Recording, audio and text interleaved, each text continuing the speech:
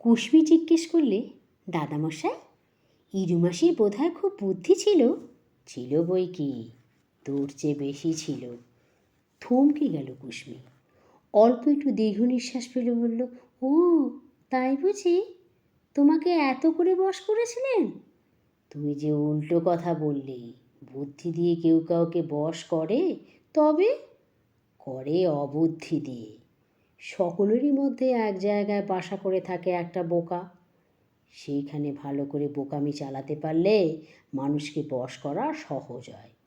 তাই তো ভালোবাসাকে বলে মন ভোলানো। কেমন করে করতে হয় বলো না? কিচ্ছু জানিনি, কী যে হয় সেই কথাই জানি, তাই তো বলতে যাচ্ছিলাম। আচ্ছা বলো বলো। আমার একটা কাঁচামি আছে, আমি সব তাতেই অবাক হয়ে যাই।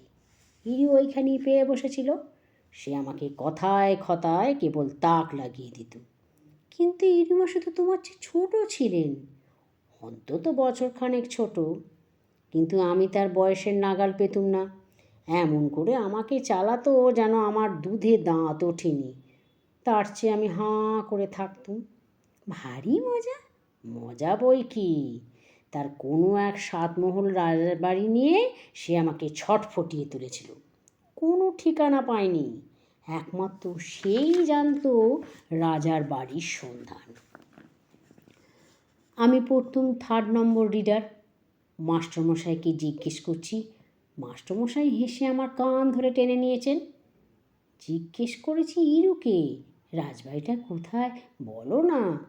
সে চোখ দুটো এতখানি করে বলতো, এই বাড়িতেই। আমি তার মুখের দিকে চেয়ে থাকতুম হাঁ করে, বলতুম, এই বাড়িতেই? কোনখানে আমাকে দেখিয়ে দাও না। সে বলতো, মন্তর জানলে দেখবি কী করে?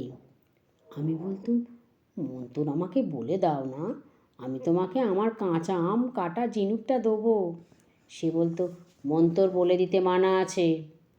আমি জিজ্ঞেস করতুম, বলে দিলে কি হয়? সে কেবল বলতো, ও বাবা। কী যে হয় জানাই হলো না। তার ভঙ্গি দেখে গা শিউরে উঠত। ঠিক করেছিলাম, একদিন যখন ইরু রাজবাড়িতে যাবে, আমি যাব লুকিয়ে লুকিয়ে তার পিছনে পিছনে। কিন্তু সে যেত রাজবাড়িতে, আমি যখন যেত স্কুলে। একদিন জিজ্ঞেস করেছিলাম, অন্য সময় গেলে কি হয়? আবারও সে ও বাবা। পিড়াপিড়ি করতে সাহসে কুলোতো না। আমাকে তাক লাগিয়ে দিয়ে নিজেকে ইরু খুব একটা কিছু মনে করত। হয়তো একদিন স্কুল থেকে আসতেই সে বলে উঠেছে, উফ, সে কি পেল্লায় কাণ্ড। ব্যস্ত হয়ে জিজ্ঞেস করেছি, কী কাণ্ড? সে বলেছে, বলবো না। ভালোই করত, কানে শুনতুম কি একটা কাণ্ড, মনে বরাবর রয়ে যেত পেল্লায় কাণ্ড। ইরু গিয়েছে হন্তদন্ত মাঠে যখন আমি ঘুমোতাম। সেখানে পক্ষীরাজ ঘোড়া চড়ে বেড়ায়। মানুষকে কাছে পেলেই সে একেবারে উড়িয়ে নিয়ে যায় মেঘের মধ্যে। আমি হাততালি দিয়ে বলে উঠতাম, সে তো বেশ মজা। সে বলতো, মজা বই কি, ও বাবা। কি বিপদ ঘটতে পারত শোনা হয়নি। চুপ করে গেছি মুখের ভঙ্গি দেখে। ইরু দেখেছে বুড়িদের ঘরকন্যা সে বেশি দূরে নয়। আমাদের পুকুরের পূব পাড়েতে সে চিনে বট গাছ আছে, তারই মোটা মোটা শেকড়গুলোর অন্ধকারে ফাঁকে ফাঁকে তাদের ফুল তুলে দিয়ে সে বশ করেছিল। তারা ফুলের মধু ছাড়া আর কিছু খায় না। ইরুর পরই বাড়ি যাবার একমাত্র সময় ছিল দক্ষিণের বারান্দায়, যখন নীলকমল মাস্টারের কাছে আমাদের পড়া করতে বসতে হতো। ইরুকে জিজ্ঞেস করতুম, অন্য সময় গেলে কি হয়? ইরু বলতো, পরীরা প্রজাপতি হয়ে উড়ে যায়। আরও অনেক কিছু ছিল তার অবাক করা ঝুলিতে, কিন্তু সবচেয়ে চমক লাগাতো সেই যে না দেখা রাজবাড়িটা। সে যে একেবারে আমাদের বাড়িতেই, হয়তো আমার শোবার ঘরের পাশেই।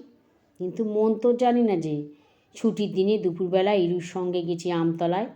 কাঁচা আম পেড়ে দিয়েছি তাকে আমার বহুমূল্য ঘষা ঝিনুক। সে খোসা ছাড়িয়ে সুরবো শাক দিয়ে বসে বসে খেয়েছে কাঁচা আম। কিন্তু মন্তরের কথা পারলেই বলে উঠেছে, ও বাবা। তারপরে মন্তর গেল কোথায়? ইরু গেল শ্বশুর বাড়িতে। আমারও রাজবাড়ি খোঁজ করবার বয়স গেল পেরিয়ে। ওই বাড়িটা রয়ে গেল গড় ঠিকানা। দূরের রাজবাড়ি অনেক দেখেছি, কিন্তু ঘরের কাছের রাজবাড়ি, ও বাবা!